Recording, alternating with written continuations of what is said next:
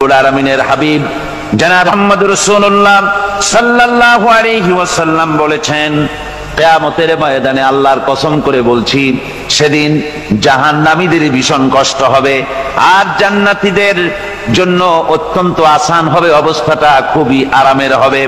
নবীজি বলেন, এক ফরজ নামাজ, এক ওয়াক্ত ফরজ নামাজ আদায় করতে যে সময়টুকুন লাগে, কিয়ামতের মাঠের এই সময় এত বড় বিরাট লম্বা সময় জান্নাতীদের জন্য এরকম হালকা হয়ে যাবে। সুবহানাল্লাহ। হযরত আবু সাঈদ খুদরী রাদিয়াল্লাহু তাআলা হাদিসখানা বর্ণনা করেছেন, এক ওয়াক্ত নামাজ, একটা ফরজ নামাজ পড়তে যতটুকুন সময় লাগে এতটুকুন সময়ের ভেতরে জান্নাতীদের কারবার শেষ হয়ে যাবে। সুবহানাল্লাহ বিহামদি।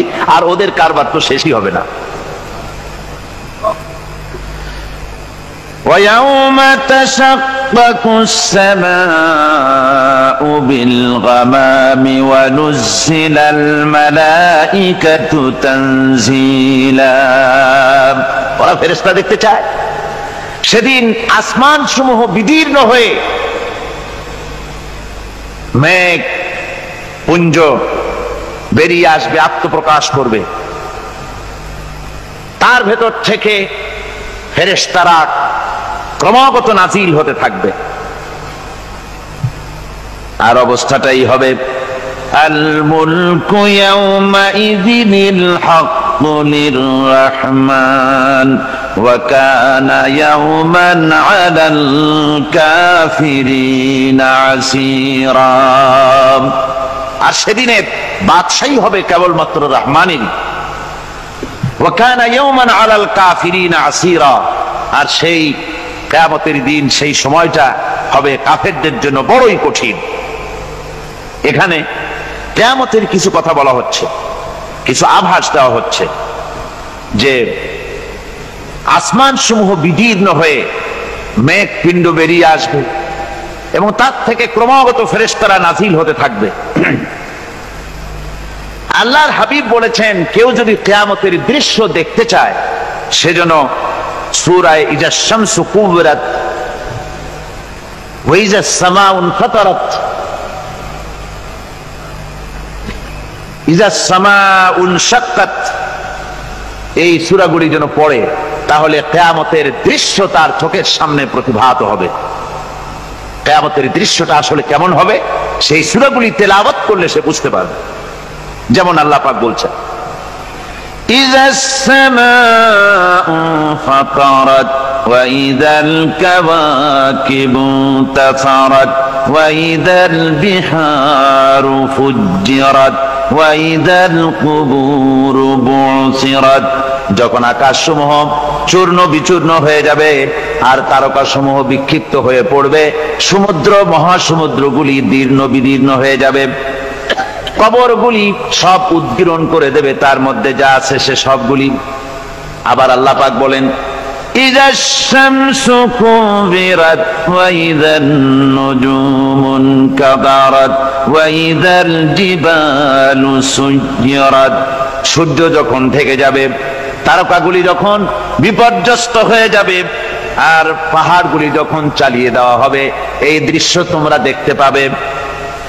فإذا النجوم طمست وإذا السماء فرجت وإذا الجبال نسفت। সেদিন অবস্থা এমন হবে, সমস্ত তারকাগুলি স্তিমিত হয়ে যাবে আর আকাশসমূহ দীর্ণ বিদীর্ণ হয়ে যাবে। আর দেখতে পাবে পাহাড়গুলি, সমস্ত পাহাড়গুলিকে উড়িয়ে দেওয়া হবে। আবার অবস্থা আরো কি হবে, فإذا برق البصر وخسف القمر وجمع الشمس والقمر। যখন চক্ষু বিস্ফারিত হয়ে যাবে মানুষের, চাঁদ আর সূর্য নিষ্প্রভ হয়ে যাবে, সব একাকার হয়ে যাবে, চন্দ্র এবং সূর্য তার অস্তিত্বকে হারিয়ে ফেলবে। শুধু তাই নয়, ওয়াহুমিলাতিল আরদু ওয়াল জিবালু ফাদুক্কাতা দাক্কাতাও ওয়াহিদা। জমিন ও পাহাড়গুলির মধ্যে সংঘর্ষ লাগিয়ে দেওয়া হবে আর তা এক ধাক্কায় জমিন এবং সমস্ত পাহাড়গুলি চূর্ণ বিচূর্ণ হয়ে যাবে। সুবহানাল্লাহ ওয়া বিহামদিহি। আল্লাহ রাব্বুল আলামিন বলছেন, এইভাবে করে কিয়ামতের দৃশ্য, বিভীষিকাময় দৃশ্য তোমরা দেখতে পাবে। আর সেদিনের রাজত্বটা কার হবে? আল মুলকু ইয়াউমাইযিনিল হাক্কু লিররহমান। সেদিনের রাজত্ব হবে কেবলমাত্র রহমানের।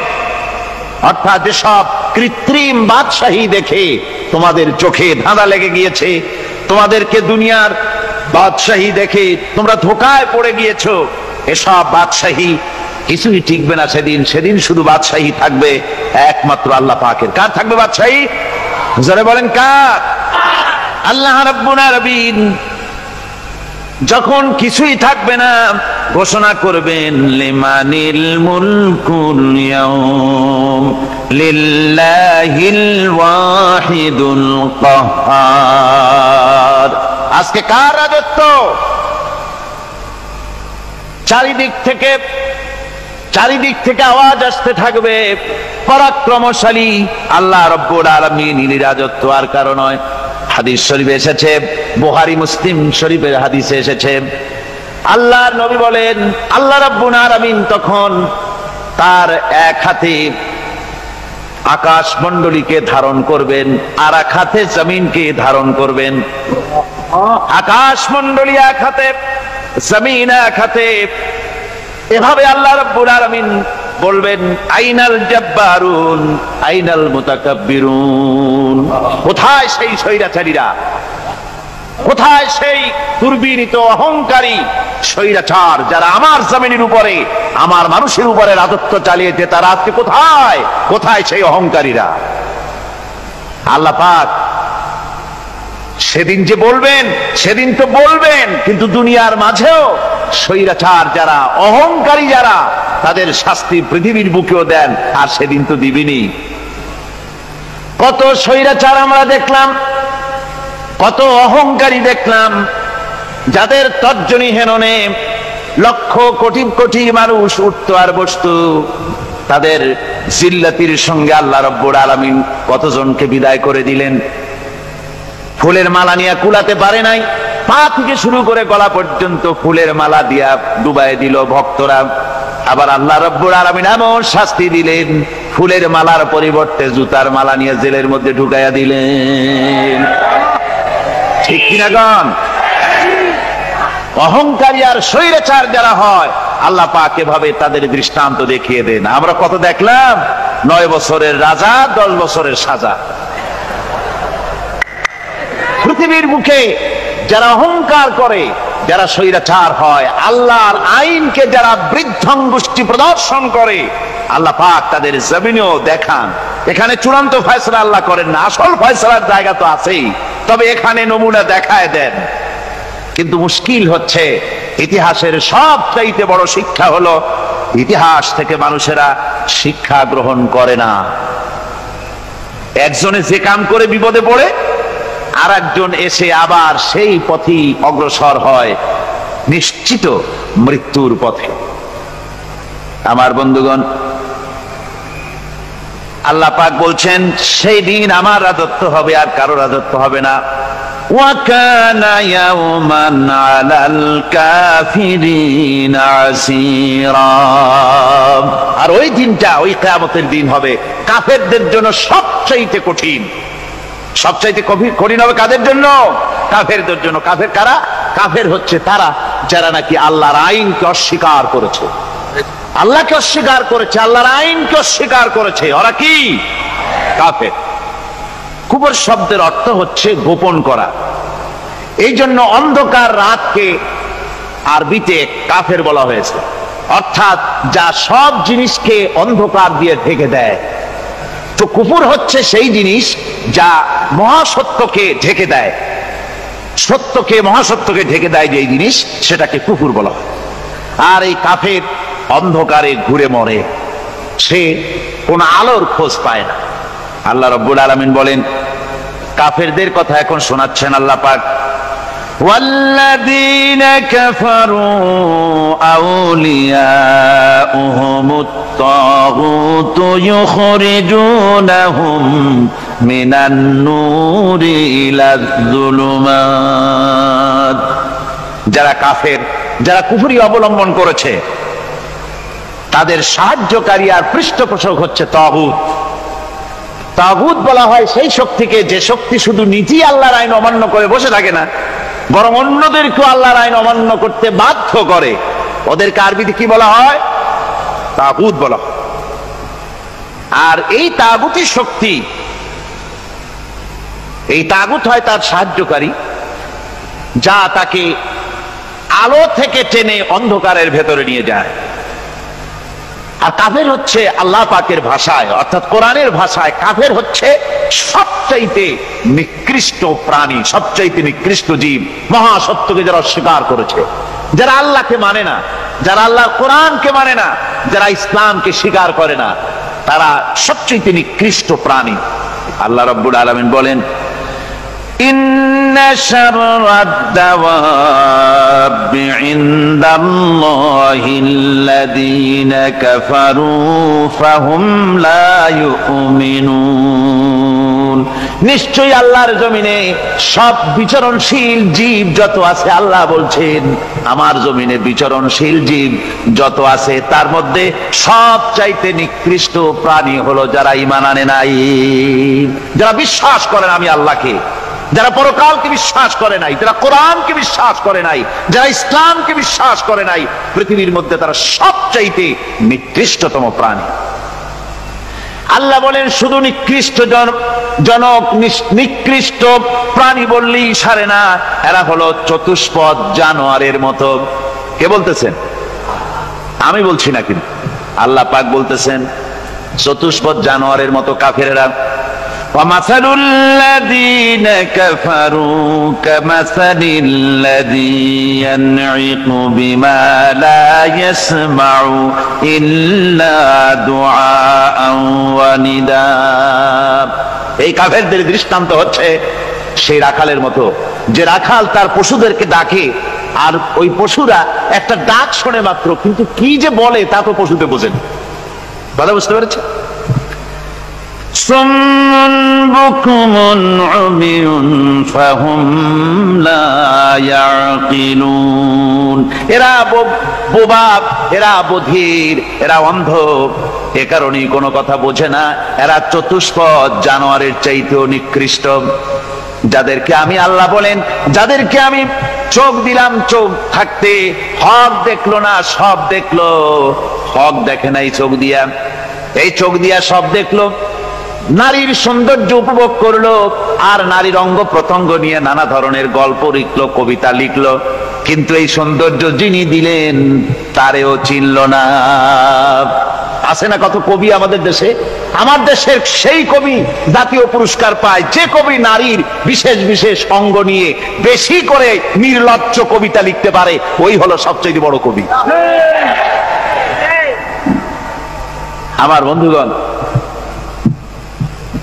একজন বুজুর্গ ব্যক্তি তিনি পথ দিয়ে যাচ্ছিলেন, তো সে পথে এক সুন্দরী যুবতী মেয়েকে দেখে সেই যুবতী মেয়ের দিকে এই বুজুর্গ ব্যক্তি এক নজরে তাকায় আছে। তখন এই ঘটনাটাকে কবি এভাবে লিখতেছেন সাজায়, একদা সুখদায়ক প্রমোদা বদন দর্শন করিব ঝরিল নয়ন, হেসে কহে সে রূপসী সবিস্ময় মন, কহ দেখি মহাশয় কহ কি কারণ, বিষয় বিরাগী তুমি ভুবনে প্রচার, কি হেতু জন্মিল তব মানস বিকার, সামান্য ললনা রূপ করি দর্শন, উচিত না হয় তব অশ্রু বরিশন। বুজুর্গ ব্যক্তি ওই মহিলার দিকে তাকিয়ে তাকিয়ে কাঁদতেছেন। সুন্দরী মহিলা বলেন, আল্লাহর বুজুর্গ বান্দা, আপনি এলাকার ভিতরে বুজুর্গ এবং পীর হিসাবে, বুজুর্গ ব্যক্তি হিসাবে আপনি বিখ্যাত। আজকে আমাকে এখানে দেখে আপনি আমার দিকে তাকায় আমার রূপ উপভোগ করতেছেন আর কাঁদতেছেন। আপনার মতো সংসার বিরাগী মানুষ আমার মতো একটা সুন্দরী মেয়েকে দেখে এভাবে কাঁদা ঠিক না। বুজুর্গ ব্যক্তি বলছেন, হেসে কহিলাম বালে করহ শ্রবণ, নেত্র ঝরে তবু হেতু ভেব না এমন, যে শিল্পী রচিল ওই সুধাংশু বদন, তাহার তরে ঝরে নেত্র নয়নে জীবন। আল্লাহর বান্দি, আমি তোমাকে দেখি কান্দি না, আমার চোখে পানি বেরিয়ে গেছে। তোমারে দেখে আমি মনে মনে ভাবলাম, এত সুন্দর করে যিনি মানুষ বানিয়েছেন, না জানি ওই আল্লাহ রব্বুল আলামিন কত বড় সুন্দর। আমার ভাইরা, সুতরাং চোখ থাকতে ওরা আল্লাহ রাব্বুল আলামিনের কুদরত ওরা দেখে নাই, কান থাকতে কোরআনের আওয়াজ ওদের কানের মধ্যে ঢোকে নাই, বিবেক থাকতে আল্লাহর দ্বীনকে বুঝতে পারে নাই, চিন্তা করতে পারে নাই। আল্লাহ রাব্বুল আলামিন বলেন, উলাইকা কাল্লানাম, এরা হলো চতুষ্পদ জানোয়ার, বালহুম আদাল, শুধু জানোয়ার না, জানোয়ারের চাইতেও নিকৃষ্ট। এমনই জানোয়ার, আল্লাহ বলেন শুধু জানোয়ার না, জানোয়ারের মতো শুধু খায় জনমের মতো। ওয়াল্লাযীনা কাফারু ইয়াতামাত্তাউনা ওয়া ইয়াকুলুনা কামা তাকুলুল আনআম। এই কাফেরগুলির কাম শুধু ফুর্তি করা, গান বাজনা, নাটক, গল্প, এই সব কাজ তাদের। নামাজ নাই, রোজা নাই, আল্লাহর চিন্তা নাই, তাহাজ্জুদ নাই, পরহেজগারি নাই, শুধু গান আর নাচ। দেখেন না ফুর্তি। এই যে 1 জানুয়ারি রাত 12টার সময় আমার ঘুম ভেঙে গেল, এই যেখানে আমি ছিলাম, বিকট আওয়াজ। আমি মনে করলাম পাশের বাড়ি বুঝি ডাকাত পড়ছে। পরে বাড়িওয়ালা আমাকে বললেন যে ডাকাত না, বোধহয় এই নিউ ইয়ার সেলিব্রেট হচ্ছে, নতুন বৎসর উদযাপন হচ্ছে, বোমা দিয়ে শহরবাসীর আরামের ঘুম হারাম করে এগুলি করা হচ্ছে। এ তো গেল 1 জানুয়ারি। আর যখন আমাদের নিজেরটা যখন আসে, অর্থাৎ 1 বৈশাখ, তখন দেখছেন অবস্থা 1 বৈশাখে। এবছর আমাদের দেশে 1 বৈশাখে ঢাকায় যে দৃশ্য আমি টিভির মধ্যে দেখলাম, তাতে আমার মনে হয়নি যে 12 কোটি মুসলমানের দেশে রাজধানীতে এই দৃশ্য হচ্ছে। আমার মনে হচ্ছিল এটা বুঝি কলকাতা অথবা অন্য কোনো শহর হবে।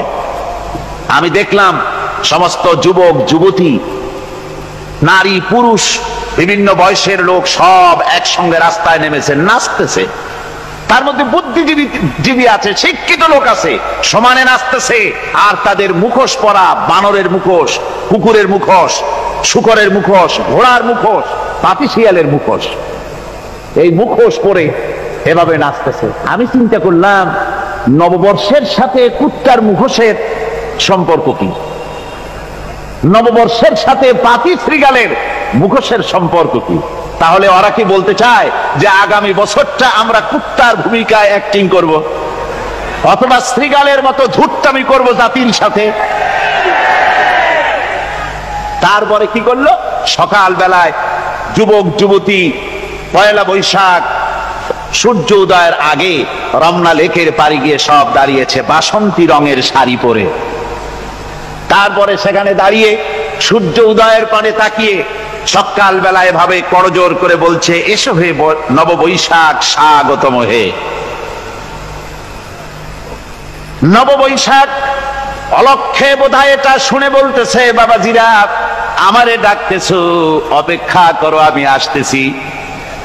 আমারে ডাকতেছো, আমি আসতেছি, কোমরে গামছা বেঁধে আসতেছি, 225 মাইল স্পিডে আসতেছি, 30 ফুট উঁচু জলোচ্ছ্বাস নিয়ে আসতেছি, নববৈশাখের মজা সাত চাকায়। আমার ভাইরা, মুসলমান নববর্ষ উদযাপনের সাথে মুসলমানের কিসের সম্পর্ক? মুসলমান যদি এই দিন উদযাপনই করে, তাহলে তাকে করতে হবে ফজরের নামাজ পড়বে। মুসলমান নববর্ষ উদযাপন করবে, ফজরের নামাজ পড়বে, তারপরে কোরআন শরীফ তেলাওয়াত করবে, দরুদ শরীফ পড়বে, আল্লাহর দরবারে হাত তুলে বলবে, রব্বুনা রাব্বিন, 1 বছর পার করে দিলাম, নাফরমানি ছাড়া কিছুই তো করি নাই, বিগত বছরে যা করেছি মাফ করে দাও, আগামী বছরটা গোটা জাতি আর দেশের জন্য কল্যাণকর মঙ্গলময় করে দাও। এটাই তো বলা উচিত ছিল নাকি? বলে তা না করে, তা না বলে বৈশাখের পরিচালককে না ডেকে সরাসরি বৈশাখকে আহ্বান করা হয়েছে, আর বৈশাখ আহ্বান করার মজা জনমের মতো দেখাই দিয়েছে। আল্লাহ রাব্বুল আলামিন তাই বলেন, কাফেররা তাদের কাজ হলো শুধু খাওয়া, তারা এমন খাওয়া খায় জনমের মতো খায়।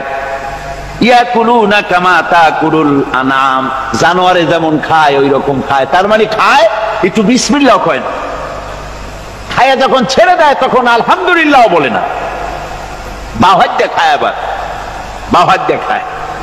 ডাব একটা কাটলো, বিসমিল্লাহ নাই, খাইলো, 2-4 ঢোক খাইয়া পুরা ডাবটার ফেলাই দিল। ডাবটা কি তোমার বাজান তৈরি করছিল নাকি?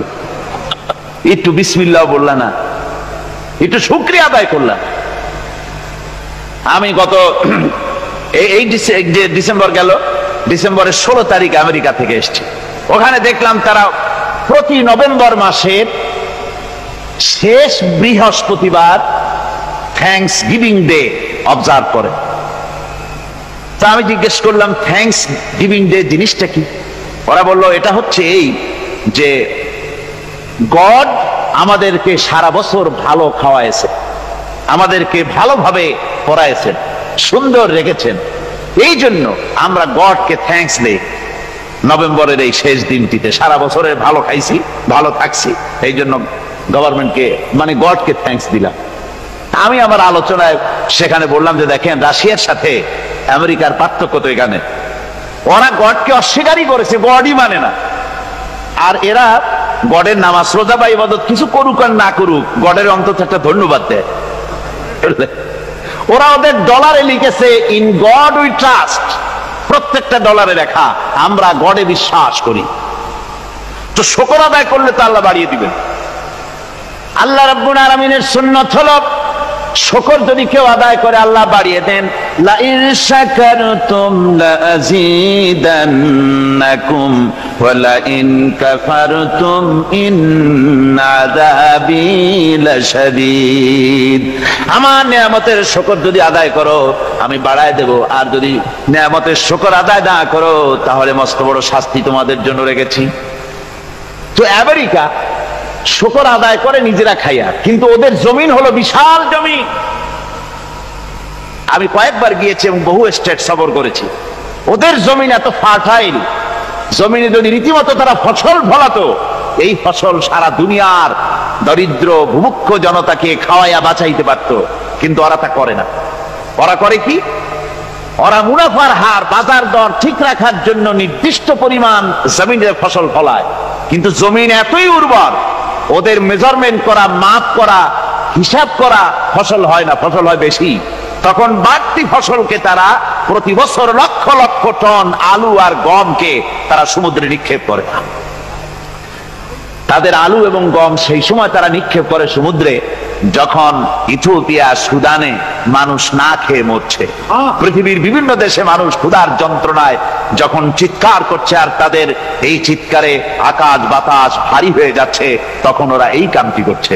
তাই আমি ওই প্রথম দিন বলেছিলাম যে রাশিয়া যেমন খান খান হয়েছে, অস্তিত্ব বিলুপ্ত হয়েছে আল্লাহর সাথে নাফরমানি করার কারণে। আপনারা বলতে পারেন কমিউনিজম কি একটা সহজ ব্যাপার? একটা বিরাট শক্তি পৃথিবীর বুকে, কত দেশ তারা ডমিনেট করতেছিল। কোন যুদ্ধ নাই, কোন রক্তপাত নাই, বিনা ধাক্কায়, বিনা বাতাসে, বিনা ঝড়ে বিশাল মহিরুহু চিৎপটাং। এটা হলো কেন? কেন হলো রাশিয়ার এই দশা? আমি লালদিঘির ময়দানে বলে গেছিলাম, আমি চিন্তা করে যেটা পাইছি সেটা হচ্ছে এই, দুনিয়ার সমস্ত মতবাদ আল্লাহকে কোনো না কোনো প্রকারে স্বীকার করে। তার কথা মানুক আর না মানুক, আছে একটা কিছু, এতটুকুন বলে যে আল্লাহ আছেন বা গড আছে বা একটা কিছু আছে। কমিউনিজম, সমাজতন্ত্র হলো পৃথিবীর একমাত্র নিকৃষ্ট মতবাদ, যে মতবাদ সরাসরি আল্লাহকে অস্বীকার করেছে, বলেছে আল্লাহ নাই, দেয়ার ইজ নো গড। তারা ধর্মকে আফিম বলেছে। আল্লাহ পাক তাই কোন যুদ্ধ ছাড়া, কোন মারামারি ছাড়া, কোন রক্তপাত ছাড়া এই বিশাল শক্তিকে ফুৎকারে উড়িয়ে দিলেন, তুলার মতো হয়ে। গোটা রাশিয়া তুলার মতো হয়ে পেঁজা তুলা, ধোনা তুলার মতো হয়ে সব উড়ে চলে গিয়েছে, অস্তিত্ব বিলুপ্ত হয়ে গিয়েছে। কিন্তু আমাদের দেশের খুচরা কমিউনিস্টরা এখনো স্বপ্ন দেখে। ওই যে কালকে বলেছি, তারা বলে কলমের খোসা এটা এখনো নষ্ট করা যাবে না, এটা এখনো চালু করা হবে। এখনো চীনে আছে, এখনো কিউবায় আছে। ওই কিউবা থেকে, চীন থেকে ফিদেল কাস্ট্রোর একটু আওয়াজ শোনে, চীন থেকে মিস্টার ব্যাং না কি জানি না, ব্যাং এর আওয়াজ শোনে, আর তাই মনে করে এ বুঝি সমাজতন্ত্রের বিজয়ের গান। না, চীন থেকে আর কিউবা থেকে যে আওয়াজ আজকে উঠতেছে, এই আওয়াজ সমাজতন্ত্রের বিজয়ের আওয়াজ নয়, এটা হলো সমাজতন্ত্রের মরণ যন্ত্রণার গোঙানির আওয়াজ। কাজী এরা দুনিয়ার বুকে শুধু আনন্দ এবং ফুর্তি করে, আল্লাহর হককে, আল্লাহকে চিনতে তারা ব্যর্থ হয়েছে। আল্লাহ রাব্বুল আলামিন বলেন, অবিশ্বাসীদের কৃতকর্ম, তাদের কাজগুলি, তাদের কর্মফল সব নিষ্ফল হয়ে যাবে। ওয়াল্লাযীনা কাফারু আ'মালুহুম কাসারাবিন বিকিআতিন ইয়াহসাবুহুল যামআনু মা। আল্লাহ পাক বলেন, কাফের যারা, অবিশ্বাসী যারা, যারা আমাকে অস্বীকার করেছে, অবিশ্বাস করেছে, তাদের আমলগুলি হলো মরুভূমির মধ্যে মরীচিকার মতো। মরুভূমির মরীচিকা, মানুষ যখন মরুভূমির ভিতর দিয়ে যায়, পানির পিপাসা লাগে, দূরে দেখে পানি চিকচিক করতেছে, আর ওই মরীচিকা যেটাকে সে পানি মনে করেছিল, হাত্তা ইযা জাআহু লাম ইয়াজিদহু শাইআ, যেটাকে সে পানি মনে করে ছুটতেছিল, যখন কাছে গেল, আল্লাহ পাক বলেন কিছুই সেখানে পায় না, শুধু মরীচিকা, বালু আর বালু। এরকম করে যারা আমার দিনকে অস্বীকার করেছে, আমাকে অস্বীকার করেছে, তারা যত ভালো কাজ করুক আর যাই করুক না কেন, তাদের কৃত কর্মগুলি এভাবে সব নিষ্ফল। এ হলো এক কথা। 2 নম্বরের কথা হলো, ওরা মনে করেছিল সমাজতন্ত্র শান্তি দেবে, কমিউনিজম শান্তি দেবে, সোশ্যালিজম শান্তি দেবে, ক্যাপিটালিজম শান্তি দেবে। এই শান্তির চিন্তা করে অগণিত মানুষকে হত্যা করে সমাজতন্ত্রের রাজত্ব যখন কায়েম করলো, 70 বছর চলে গেল, তারপরে তারা দেখলো হাত্তা ইযা জাআহু লাম ইয়াজিদহু শাইআ, কিচ্ছুই পেল না। তারা ক্ষুধার যন্ত্রণায় মরলো, কাপড় নাই, খাবার নাই। তারা ওই রাশিয়া থেকে, চেকোস্লোভাকিয়া থেকে, যুগোস্লাভিয়া দিয়া, রোমানিয়া থেকে, হাঙ্গেরি এবং পোল্যান্ড আর মঙ্গোলিয়া থেকে, সেখানে সমাজতন্ত্র তাড়াতে আমরা যাই নাই। আমরা সেখানে সমাজতন্ত্রের বিরুদ্ধে তাফসীর করি নাই, ব্যাখ্যা করি নাই, বক্তব্য রাখি নাই। ওই সব দেশ থেকে সমাজতন্ত্র তাড়াইছে কে? কারা তাড়িয়েছে? না না, ওরা নিজেরাই, সেই দেশের জনগণই এটাকে উৎখাত করেছে তাদের জমিন থেকে। আল্লাহ পাক বলছেন, যারা আমার দিনকে, আমার বিধানকে যারা অস্বীকার করবে, তারা এই অস্বীকারী অবস্থায় যদি মৌত হয়, আমার সমাজতন্ত্রী কোনো ভাই যদি এ মাহফিলে থাকেন, কমিউনিস্ট কোনো ভাই যদি এ মাহফিলে থাকেন, তাহলে শুনুন আল্লাহ কি বলতেছেন। আল্লাহর দিনকে, আল্লাহর কোরআন, পূর্ণাঙ্গ জীবন বিধান, অর্থনীতি আছে, সমাজনীতি আছে, রাজনীতি আছে, কথা যারা বিশ্বাস করে না, কোরআনকে শুধুমাত্র নামাজ, রোজা, হজ, যাকাত আর বেহেশত দোজখ যারা মনে করে, জীবন ব্যবস্থা মনে করে না, এই অবস্থায় যদি মারা যায়, আল্লাহ রাব্বুল আলামিন বলেন, ইন্নাল্লাযীনা কাফারু ওয়া মাতু ওয়া হুম কুফফারুন উলাইকা আলাইহিম লানাতুল্লাহি ওয়াল মালাইকাতি ওয়ান নাসি আজমাইন। আল্লাহ রাব্বুল আলামিন বলেন, আমাকে অস্বীকার করার অবস্থায়, আমার দ্বীনকে, বিধানকে অস্বীকার করার অবস্থায় যদি মৌত হয়ে যায়, তাহলে আল্লাহ, ফেরেশতা এবং তামাম পৃথিবীবাসীর অভিসম্পদ তার উপরে হতে থাকে, লানত হতে থাকে। খালিদিনা ফিহা লা ইউখাফফাফু আনহুমুল আযাবু ওয়া লা হুম ইউনজারুন। এই অভিসম্পদ অবস্থায় তারা সব সময় লিপ্ত থাকবে, না তাদের আযাবকে কমায় দেওয়া হবে আর না তাদের কোন রকম অবকাশ দেওয়া হবে। এখন আরো মজবুত কথা